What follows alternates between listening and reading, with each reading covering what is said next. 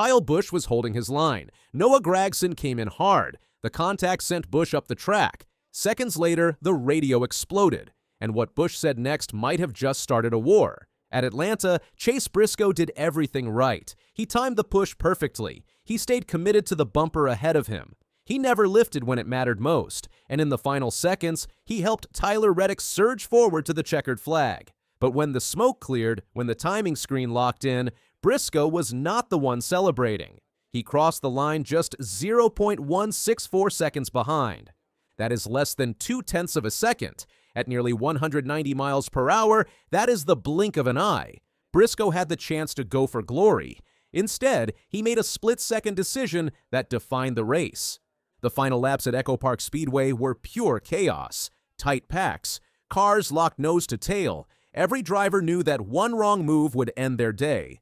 The draft was king. Momentum was everything. Stormed into the closing stretch. Behind stormed into the closing stretch. Behind them, lines were forming. Drivers were searching for any gap. The inside lane looked ready to surge. A third line tried to build but never fully formed. Briscoe had a choice. Pull out and try to make it 3 wide for the win. Or stay tucked in and commit to the push. He stayed.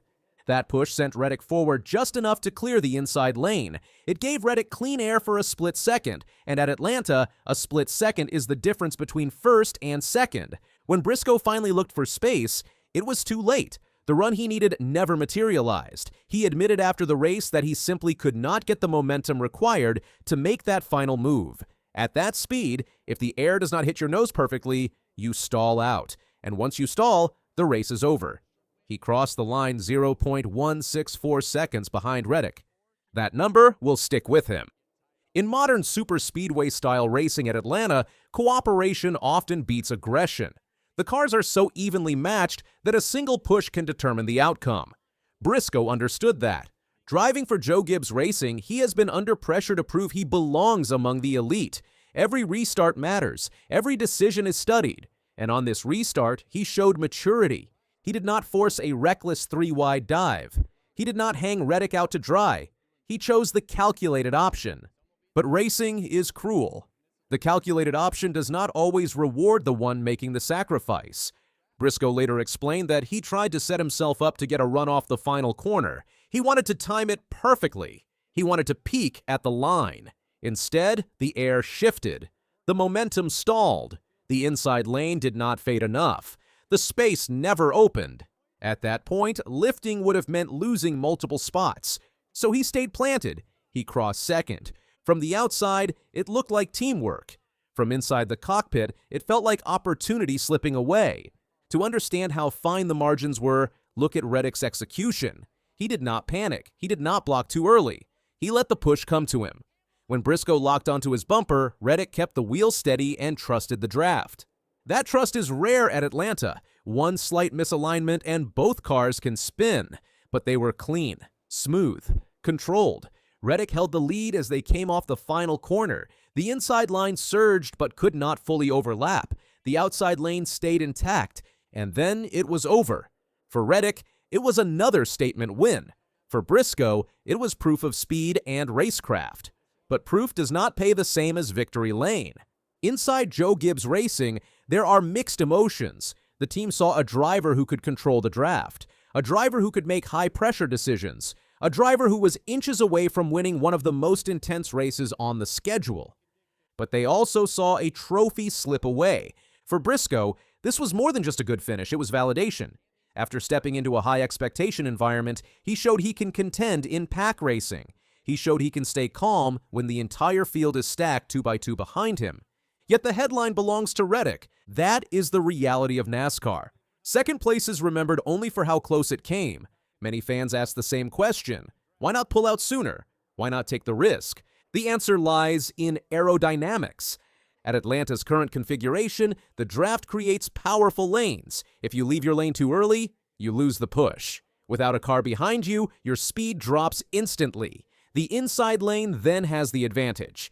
Briscoe needed a massive run, not a small one, a massive one. To clear 2 cars in the final seconds, you need more than equal momentum. You need surplus speed. He did not have it. The air did not build fast enough. The gap did not open wide enough. And the line behind him did not stay tight enough to give him the slingshot. In that moment, he was trapped by physics. Let's put that gap in perspective.